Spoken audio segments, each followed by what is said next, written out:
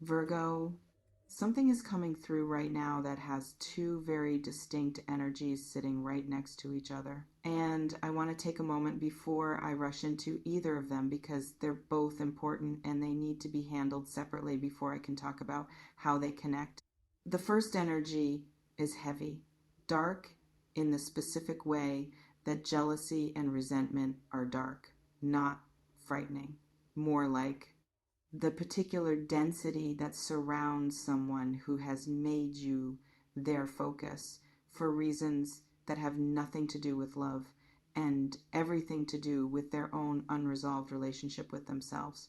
And the second energy is something completely different, something that actually made me pause when it came through because of how clean it feels, how settled, how final in the best possible sense of that word. You closed a door, and the closing of that door is the most powerful thing in this entire reading. More powerful than whatever this other person is doing. More powerful than their anger or their scheming or their determination to see you diminished. Because a closed door from a place of genuine peace is something that cannot be forced back open from the outside. It can only be opened from the inside, and you're not opening it. Let me go into both of these energies properly. The person who is furious. Let me sit with them for a moment because I want to understand what's actually driving this before I describe it. Because fury at someone else's success or happiness or peace is never really about the other person. It's always underneath all the projection and the targeting and the active effort to bring someone down about the person doing the furying. What I feel from them is this: they had a version of how things were supposed to go, a version where you remained in a particular position relative to them, a position of needing something they had, of being affected by their choices in a way that kept them relevant to your story, of being the kind of person whose well being was contingent on their approval or their presence or their participation in your life. And that version started falling apart, not because of anything dramatic you did, because you grew out of it. Quietly, steadily, without making it about them, you simply became someone for whom that version no longer fit, someone whose needs were no longer shaped around what they could provide, someone who stopped organizing their emotional world around this person's presence or absence. And that that is what they cannot tolerate, not because they love you. I want to be very clear about that. This is not love frustrated. This is control threatened. This is someone who confused the power they had over your emotions with something more meaningful than power, who told themselves that your need for them was evidence of a connection when it was actually just evidence of an imbalance. And now that the imbalance has corrected itself, they're experiencing something they've probably never been good at handling: irrelevance. The fury is about irrelevance, about watching someone they thought they had figured out, someone they thought they understood the dimensions of, someone they believed would always be affected by what they did or didn't do, simply move on without drama, without giving them the satisfaction of a reaction that confirms they still matter in the way they want to matter. And because they can't tolerate the irrelevance, they've decided to manufacture relevance through interference, through the particular kind of low behavior that people resort to when they've run out of legitimate means of staying in someone's story. Does that land? Have you felt the presence of this energy recently? The sense of someone working against you in ways you can't always see directly but can feel in the texture of certain situations? Tell me in the comments because I want to know if this is hitting. Let me talk about what they're actually doing. The at any cost piece, because I don't want to be vague about it. What I feel is a campaign. That's the word that keeps surfacing. Not a single action, but a sustained effort. something that has been running in the background of your life with the specific intention of making things harder for you, of introducing friction where there might otherwise be ease, of shaping how certain people see you through the particular poison of carefully delivered partial truths, the kind that are too specific to be obvious lies, but arranged in a way that creates an impression that serves this person's purposes. Narrative manipulation. That's what I feel. Someone who is skilled at it, who has probably used it before on other people, applying it to you with a specific agenda, trying to get ahead of your story, trying to install a version of you in the minds of people who matter to you that serves their purposes rather than reflecting your reality. And here's what I want to say about that. It's not working the way they hoped. The more I sit with this energy, the more I feel the effort falling short of its intended impact. Not because people are automatically seeing through it, but because your character speaks louder than their narrative. Because the people who actually know you, who have seen you operate over time, who have the evidence of who you actually are not absorbing this person's version without questions. There's something almost desperate in the effort I'm feeling. Like someone who is realizing mid-campaign that the ground isn't as receptive as they thought, that the target isn't as vulnerable as they expected, that the person they're trying to diminish has more solid standing with the people around them than anticipated. And that desperation is producing an escalation, a doubling down that is, paradoxically, starting to reveal more about them than about you. Desperate people make mistakes. They overplay their hand, they go one step too far, they say something to the wrong person or in the wrong context that exposes the machinery behind what they've been doing. And I feel that exposure approaching not as something you need to engineer or orchestrate, as something that is happening organically as the campaign continues longer than they can sustain it cleanly. Now let me talk about their time being up, because that's the piece that I feel most specifically and most powerfully in your energy right now. This person's ability to affect your life is diminishing, not because of anything external, because of something internal to you that has changed the fundamental dynamic, because you closed a door, and I want to understand what that door was and what it means that it's closed now. The door I'm feeling was an emotional one, access. Specifically, the particular kind of access that this person had to your emotional responses, to your peace, to your sense of self, to the part of you that used to be available to be destabilized by what they did or didn't do, said or didn't say, chose or refused to choose. That access is gone. And I feel the difference between a door that is closed because someone is trying to close it and a door that is closed because the person on the inside simply no longer has a reason to open it. The first kind requires constant effort to maintain. The second kind requires nothing. It's just closed naturally. Because the thing that used to make opening it make sense no longer exists. That's where you are. The door isn't closed because you're punishing them or making a point or engaging in some strategic withdrawal designed to produce a particular response. It's closed because you've genuinely moved past whatever kept it open, past the hope or the habit or the unresolved attachment or whatever specific thread connected you to this person in a way that gave them the access they had. And that's why their time is up. Not because something external stopped them, because the internal architecture they were depending on no longer exists. They're working with tools that no longer have purchase on the surface they're designed for, trying to destabilize someone who isn't destabilizable by them anymore, trying to access a wound that has healed, trying to pull on a thread that has been cut. Does that make sense? Have you felt that in yourself recently? That particular settled quality where things that would have shaken you before just don't anymore? Tell me in the comments, because that's the energy I feel, and I want to know if you're feeling it too.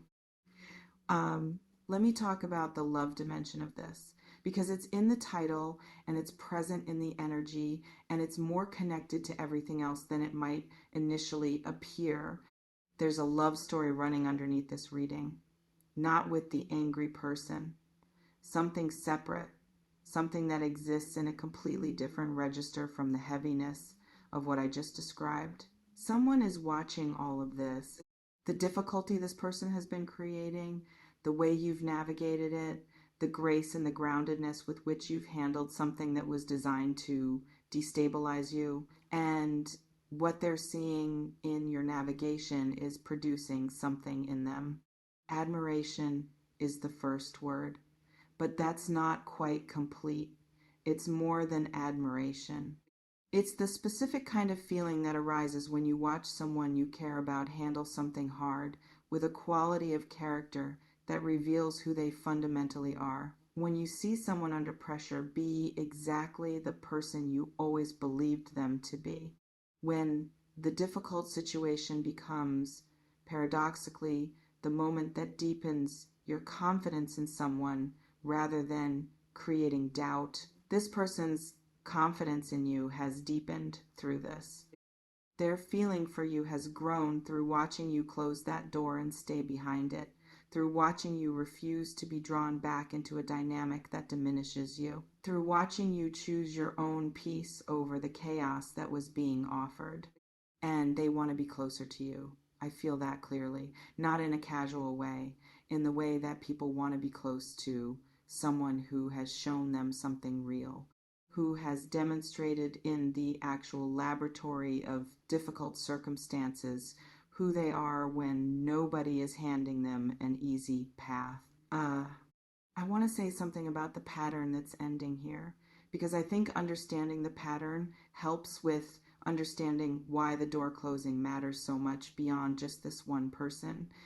What this angry person represented in your life was a specific dynamic that you've probably encountered before, not necessarily with this person specifically, but in some form.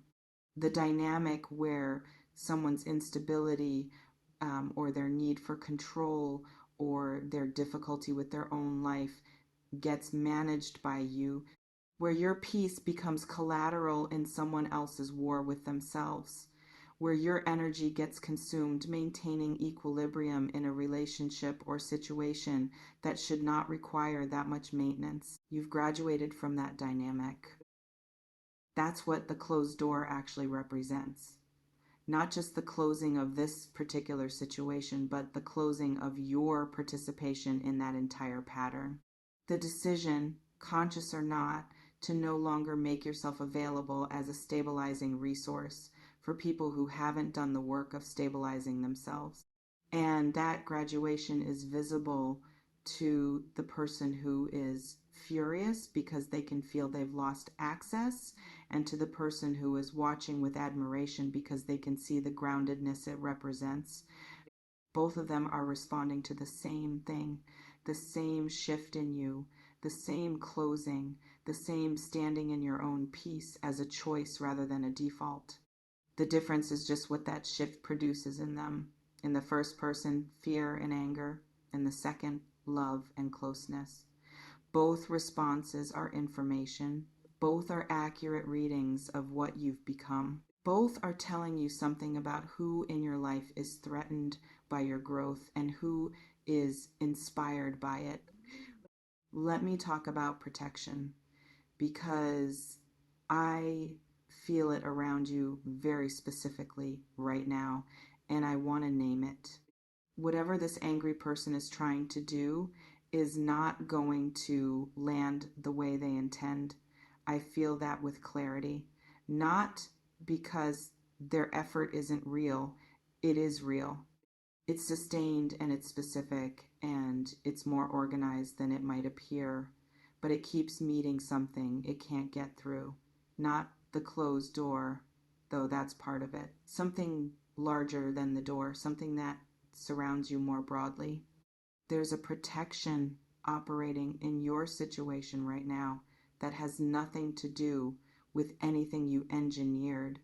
Something that seems to be intercepting the impact of what this person is sending in your direction before it can fully land, redirecting it, returning it to its source in the way that energies without genuine justification tend to return when they meet someone who is operating from genuine integrity. The harm they intend is not reaching you at the scale they intend it. Things they expected to damage are holding. Things they expected to collapse are standing. People they expected to turn are staying. And that failure of impact is becoming its own kind of exposure. Because when you work very hard to undermine someone and the undermining doesn't take, the effort itself becomes visible. The intent becomes legible. The campaign stops looking like honest concern or legitimate grievance and starts looking like what it actually is, which is someone who cannot accept that a door has been closed and cannot accept what the closing says about the relationship between your life and their influence over it, which is nothing. Their influence over your life is nothing. And the fury is the sound of that realization hitting them. I want to address you directly now because there's something I feel in your energy that needs to be said.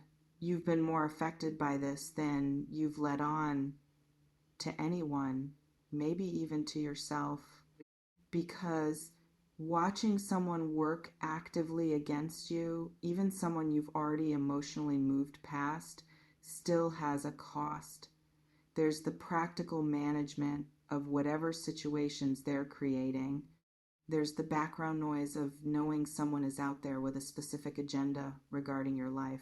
There's the particular exhaustion of having to navigate the terrain they're making rougher. And there's something else, something quieter, the grief of it. Not grief for the person, you're past that, but grief for the version of the story that didn't happen. The version where this didn't have to be what it became, where things could have ended with some dignity and mutual respect rather than with this, where the closing of the door happened cleanly rather than with this mess around it. That grief is real and it's allowed. You don't have to be completely unbothered to have genuinely moved on. Moving on and being completely unaffected are not the same thing. You can be done with someone and still wish the situation had been different. You can have closed the door and still feel something about the circumstances that made closing it necessary. Be honest with yourself about that, not as an invitation to reopen anything, as simple honesty about the full complexity of what you've been navigating. Here is what I want you to take from this reading, because I've been building toward this through everything I've said, and I want to land it properly. Their fury says nothing about you. It says everything about them. Everything. Their inability to accept your decision, their need to damage what they couldn't hold, their campaign against someone who simply chose peace over participation in their chaos. All of it is a portrait of someone who hasn't yet made peace with themselves, who needs external targets for the internal turbulence they haven't addressed, who mistakes impact on others for power they can actually use. That has nothing to do with your worth. Nothing. Not a single action they've taken or word they've said or narrative they've circulated says anything true about who you are. It only says something about who they are and where they are in their own journey. And their time is up. Not because something dramatic is going to happen to them, because they've run out of door, because the access is gone, because the version of you that was available to be affected by this doesn't exist anymore, because you closed that door from the inside with the quiet certainty of someone who is done. genuinely done, not performatively done, not strategically done, done in the bone deep way that doesn't require maintenance or reinforcement because it came from somewhere real. The door is closed and you're standing in the room on the other side of it, not listening for sounds from the other side, not checking to see if they're still there, simply living in the expanded space of a life that is no longer organized around managing someone else's chaos. And in that expanded space, the love that is coming toward you, the admiration and the closeness, and the person who has been watching you with something growing in their chest has room to arrive, has room to land, has room to become the thing it's been trying to become. Closed doors make room for exactly the right things to walk through the open ones, and the right things are already on their way to you. Trust the closed door. You made exactly the right choice.